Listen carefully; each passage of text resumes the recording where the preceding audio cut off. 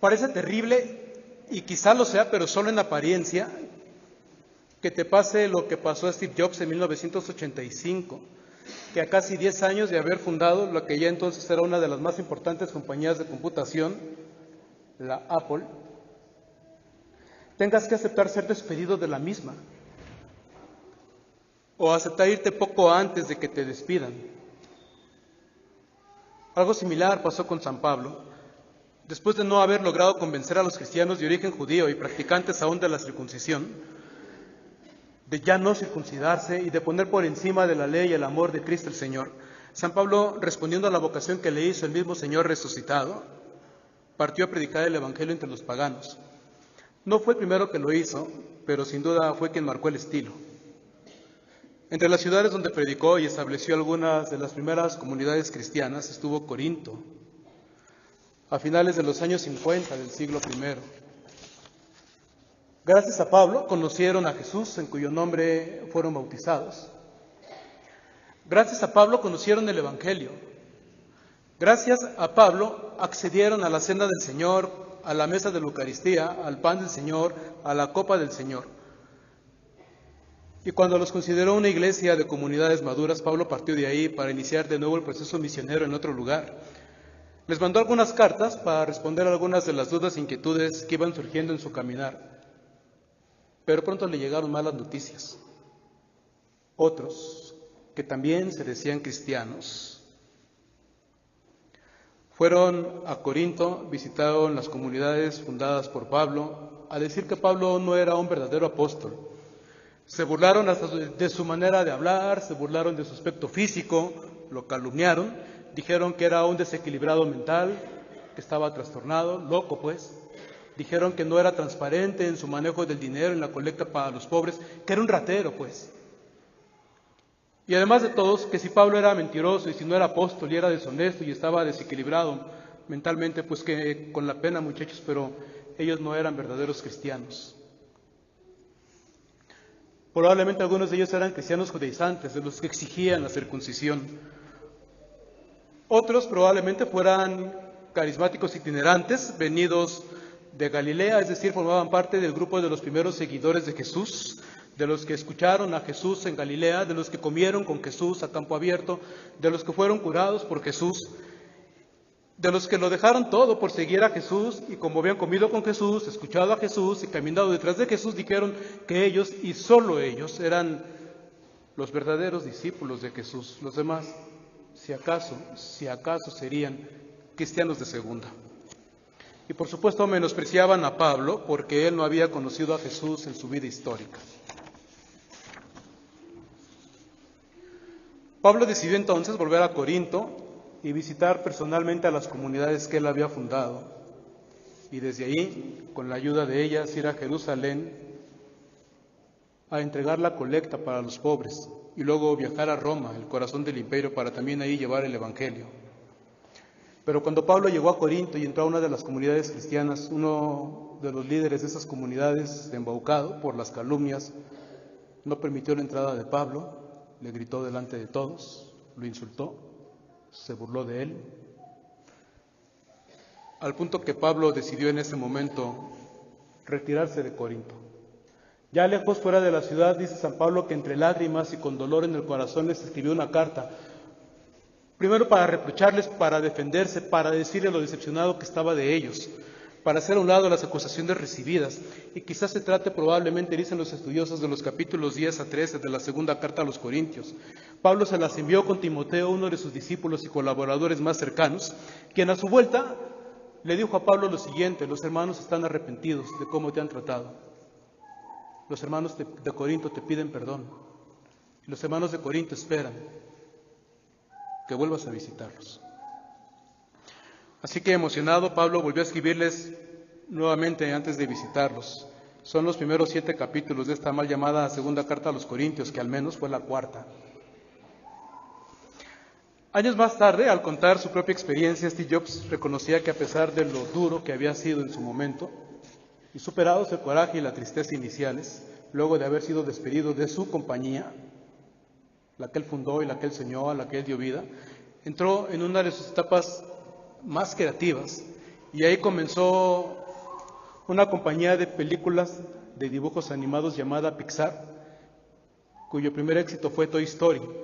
Así que gracias a ese primer mal momento que tuvo Steve Jobs cuando lo corrieron de su empresa, podemos nosotros decir a nuestros amigos que somos amigos hasta el infinito y más allá. Gracias a la rivalidad y a las rencillas contra Pablo, quizá ¿por qué no? También gracias a los celos y a la envidia que tenían algunos contra Pablo, tenemos ahora en nuestra Sagrada Escritura uno de los más bellos textos del Nuevo Testamento.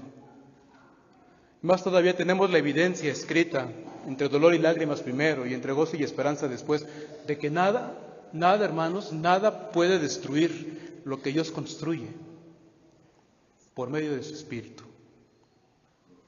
De esta experiencia hoy sabemos y reconocemos que el Evangelio es una luz que llevamos nosotros en vasijas de barro.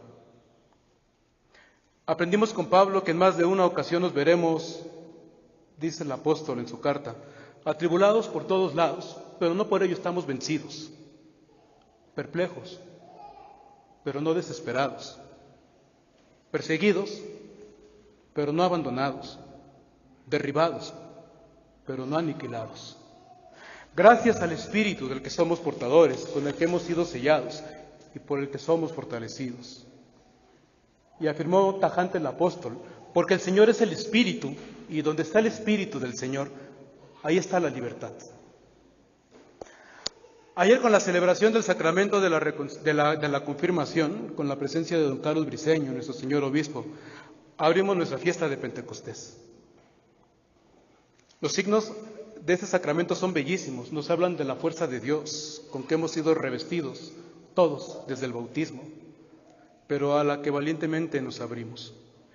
En la confirmación del obispo, signo de la comunión en la iglesia, nos unge con el santo crisma.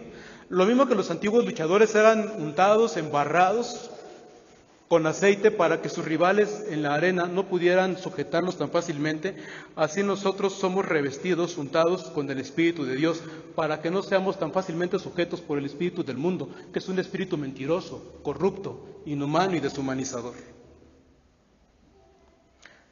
Se nos marca con el santo crisma, que además es un aceite perfumado, con esencia de nardo generalmente. Siempre cuidamos las apariencias, ¿no es cierto? Todos nos peinamos, nos ponemos un poquito de perfume para oler bien, para agradar, no porque seamos hipócritas, pero por el Espíritu Santo nuestra apariencia tiene que ser el mismo Espíritu del Señor. Se nos marca en la frente. Antiguamente la frente era el lugar en el que se creía que residía la vergüenza. Timothy Radcliffe, biblista, que fue maestro general de los dominicos, cuenta que en una ocasión estaba siendo hospedado en un lugar donde le ofrecieron un cuarto que tenía entre el mobiliario una televisión vieja que solo sintonizaba un canal. Y en la noche, después de dar su conferencia, dice él, entró al cuarto a descansar, prendió la tele para ver un rato antes de dormir, y cuando la encendió, en el único canal había un programa de televisión donde un comediante hacía burla de Dios, de la iglesia, de la religión, de los creyentes. Y los espectadores a ese programa, que era en vivo, se reían y parecían compartir la burla y la sorna de este comediante. Entonces el comediante preguntó si entre ellos, entre los espectadores, había alguno que fuera cristiano. Dice Timothy Radcliffe, si había ahí algún cristiano, qué vergüenza. Pero un cristiano que estaba ahí presente se tragó la vergüenza y con dignidad se puso de pie. Y en ese momento, dice Timothy, ese hombre vivió su confirmación. Este viernes nos enteramos todos de la decisión del conjunto de los obispos chilenos. Uno de ellos había sido reiteradamente acusado de proteger a un muy influyente sacerdote, acusado de haber abusado de varios niños y jóvenes. Mal informado, el Papa Francisco defendió la inocencia del obispo, la supuesta inocencia del obispo por falta de pruebas.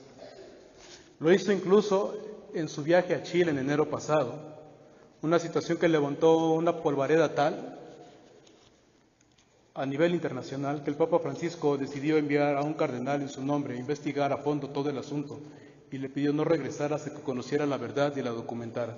Y el cardenal volvió a Roma llevando consigo las pruebas de la acusación. Entonces el Papa Francisco invitó primero, hace un par de semanas, a las víctimas de los abusos a un diálogo con él en la Santa Sede, donde el Papa reconoció su error y dijo que, lleno de vergüenza, les pedía perdón en nombre de la Iglesia. Acto seguido convocó el Papa también la semana pasada a todos los obispos chilenos. Y se dice que en 10 páginas el Papa les ha dado el más duro de los textos que haya jamás escrito. A cambio, junto con su petición de perdón a las víctimas, llenos de vergüenza, todos los obispos chilenos, 34 obispos, han presentado su renuncia al Papa. El Papa aún no se ha pronunciado al respecto, pero su respuesta será ejemplar, sin duda.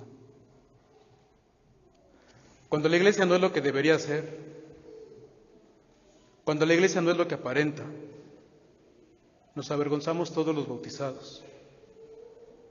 Pero con toda y la vergüenza damos la cara para que el mundo sepa que nuestra vergüenza es sincera y desde nuestra vergüenza acepte nuestro humilde propósito de ser por fin, como dice San Pablo, el buen olor de Cristo. Y finalmente, en el rito de la confirmación del obispo da una pequeña bofetada al confirmando. A algunos les gusta exagerar y el obispo les da casi una caricia, pero aquellos voltean la cabeza como si hubieran recibido un batazo de béisbol. El gesto es elocuente. Es quizá el gesto más elocuente de lo que el Señor hace en nosotros a través de su Espíritu. Nos fortalece de tal manera que a pesar de los golpes, no escondemos el rostro y plantamos cara a lo que la vida nos ponga enfrente. Asumimos la vergüenza de nuestros pecados, pero sobre todo nos atrevemos a ver de frente a quien al final de la jornada solo puede vernos con misericordia. Donde está el Espíritu del Señor hay libertad. Esconder la culpa y la vergüenza es vivir de apariencias, y vivir solo de apariencias es esclavitud. Salir corriendo cuando la vida se pone difícil, dura y oscura es cobardía, y la cobardía es esclavitud. Insultar y calumniar es de las peores esclavitudes, las del corazón amarrado al odio, al resentimiento y a la rivalidad. Responder con la elegancia del silencio y la grandeza del perdón son signos de la libertad del corazón que ha dado la bienvenida al Espíritu Santo. Somos la parroquia del Espíritu Santo y decimos con orgullo que somos una parroquia con Espíritu. Pues bien, hermanos, donde está el Espíritu del Señor está la libertad. Ojalá dejemos el miedo y acojamos el anuncio del amor de Dios hecho carne en la carne de Jesús. Ojalá que llevemos este anuncio por todas partes y llevemos esta luz por todos lados, a pesar de ser humildes vasijas de barro. Ojalá dejemos la esclavitud de la timidez, o peor aún la del egoísmo, y nos abramos a compartir la fe en nuestros pequeños grupos de Jesús. Ojalá nos abramos a la libertad del silencio y de la compasión antes que entregarnos a la cobardía del insulto y la mentira. Ojalá mostremos el orgullo de nuestro espíritu y de nuestra iglesia, siendo fuertes frente a todo dolor y adversidad. Ojalá seamos fuertes para dar la cara por nuestra fe, para dar la cara por el Señor que nos da vida en abundancia y por la iglesia que formamos, aunque a veces tengamos que tragarnos la vergüenza de no ser siempre el buen olor de Cristo. Bienvenido Espíritu Santo, hemos cantado anoche al iniciar nuestra velada y esta mañana al iniciar nuestra Eucaristía. No es que el Espíritu Santo no esté en este lugar. La semana pasada decía, y lo creo firmemente, que en el universo entero late el Espíritu Santo con todo su amor y toda su fuerza. Es que hoy es el corazón cansado de ser mediocre y cobarde el que dice, bienvenido Espíritu de libertad. Bienvenida fuerza de lo alto. Bienvenida luz del mundo. Bienvenida divina misericordia. Bienvenido Espíritu de Dios y Señor mismo. En ti confiamos, porque no nos dejarás ni en la calma ni en la tormenta, porque en lo alto o en lo bajo no nos soltarás. Bienvenido Espíritu Santo.